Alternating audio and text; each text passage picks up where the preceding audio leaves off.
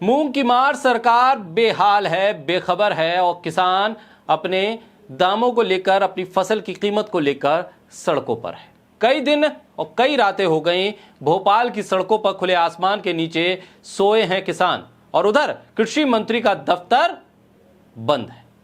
पत्र लिखा जा रहा है, ट्वीट कर रहा है, पॉजिटिव बातचीत का दावा कर रहा है कृषि मंत्री का दफ्तर।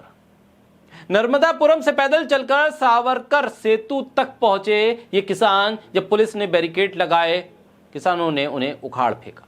सवाल यह है कि इतनी सी मांग के लिए अपनी ही उगाई फसल का पूरा दाम मिले, इतनी सी मांग के लिए किसान जब पहुंच रहा है तो उसे रोकने की कोशिश क्यों हो रही है, तामझाम क्यों किया जा रहा है? चलिए आंकड़ों से समझते हैं, आंकड़ों में चलते हैं, क्योंकि सरकार आंकड़ों की भाषा ही समझती है। रिंकू, हाँ जी, ये देख, आगे तो चले। सत श्री अकाल बीजी। सत श्री अकाल पुत्र। अब साफ दिखाई दे रहा है बीजी। बहुत साफ दिखाई दे रहा है।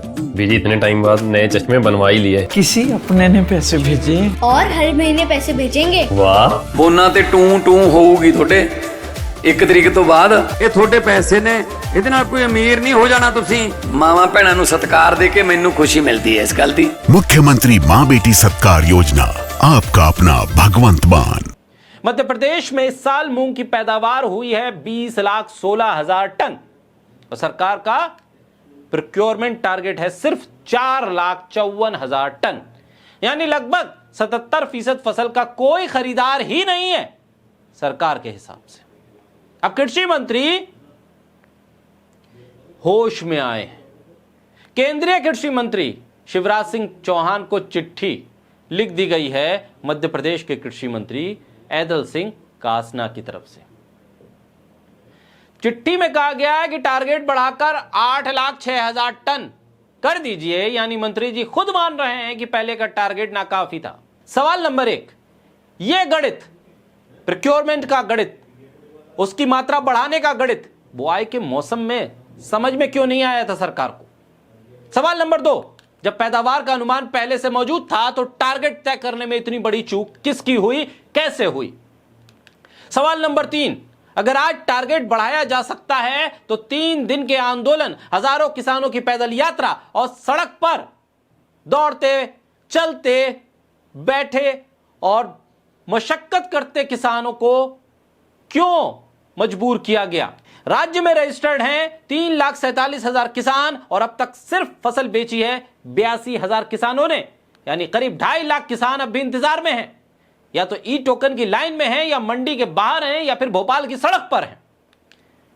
बातचीत बेनतीजा रही जो रात के अंधेरे में हुई।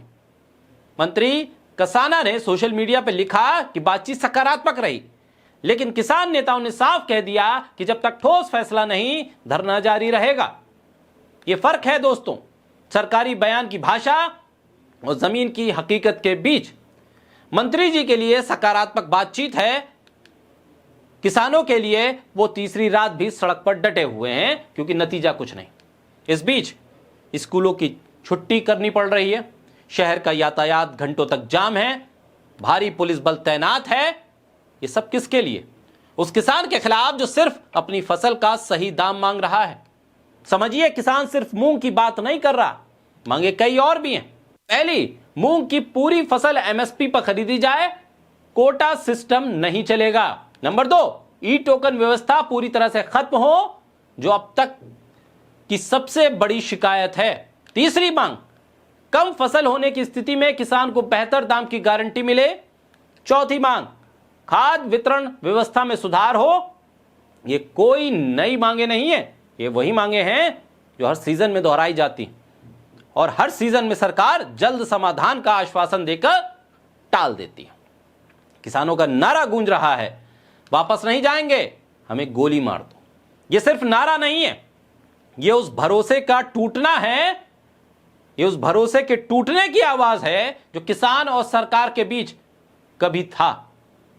जब कोई अन्नदाता सड़क पर यह कहने को मजबूर हो जाए तो सवाल सरकार से पूछा जाना चाहिए, व्यवस्था में कहां चूक हुई, सरकार कहां नाकाम हुई, सरकार कहां सो रही थी, मंत्री जी क्या कर रहे थे, कृषि मंत्री क्या कर रहे थे।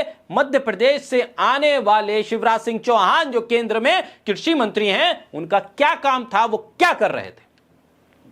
मंत्री जी चिट्ठी लिख सकते हैं, ट्वीट कर सकते हैं, सकारात्मक बातचीत का दावा कर सकते हैं, लेकिन जब तक किसान की फसल का पूरा दाम उसके खाते में नहीं पहुंचता, तब तक यह आंदोलन सिर्फ भोपाल की सड़क का मसला नहीं, पूरे देश और पूरे प्रदेश के किसान की साख का सवाल बन गया है। सवाल इस बात का भी है, अपने आप को मामा कहलवाने वाले शिवराज सिंह चौहान जब से केंद्र में मंत्री बने हैं, तब से सिर्फ गुणगान कर रहे हैं। कृषि क्षेत्र में क्या हुआ उसे बता नहीं पा रहे। सरकार ने कहा था किसानों की आय दुगनी कर देंगे, नहीं हो पाई। कोशिश की गई मंडियों का प्राइवेटाइजेशन कर दें, विफल हो गए। एमएसपी पर फसलों की खरीद सुनिश्चित हो, विफल हो गए। छात्रों ने कहा पेपर आपसे हो नहीं पा रहे हैं, मंत्री जी इस्तीफा दें, इस्तीफा हो गया। मामला यह हुआ कि शिक्षा मंत्री विफल हो गए। अभी पंजाब का किसान चल के दिल्ली आ रहा है, अभी तो यह मध्य प्रदेश के किसान की लड़ाई है। सरकार हर मोर्चे पे, हर विभाग में, हर मांग के साथ आम जन सरोकार के मुद्दों पर विफल होती दिख रही है। चाहे वो डबल इंजन की सरकार हो, ट्रिपल इंजन की सरकार हो, दिल्ली की सरकार हो या राज्यों की सरकार हो। समस्या यह है कि समस्या को वक्त रहते ना तो सुना जाता है, ना बातचीत होती है, ना उसका समाधान निकालने की कोशिश होती है। जब हाथ से तमाम चीजें फिसलने लगती हैं तो उन मांग को उठाने वाले, समस्या को सुनाने वाले को ही देशद्रोही करार दिया जाता है, उस पर ही लाठियां चलाई जाती हैं, उसी पर एफआईआर होती है और वही मुजरिम बन जाता है। और फिर जब दबाव बनता है तो सरकार अपने पैर पीछे खींच लेती है, कह देती है हमसे गलती हो गई, हम फिर से पुनर्विचार करेंगे। लेकिन जिसका नुकसान होता है वो होता है आम आदमी, वो आम किसान जिसके पल्ले कुछ नहीं आता। अब ये फसल अगर बारिश की भेंट चढ़ गई, सरकारी जो गोदाम है उसके बाहर खड़े खड़े बारिश की भेंट चढ़ गई, तो नुकसान सरकार का नहीं होगा, उन किसानों का होगा। अब तो जागिए, नींद से जागिए शिवराज सिंह चौहान जी, मोहन यादव जी, नींद से जागिए। वो माननीय प्रधानमंत्री जी किसानों की बात करते थे, किसानों की आय दुगनी करने की बात करते थे, अन्नदाता की बात करते थे। सुनिए मध्य प्रदेश की पुकार, मध्य प्रदेश की सड़कों की गूंज को सुनिए, वक्त रहते सुन लीजिए।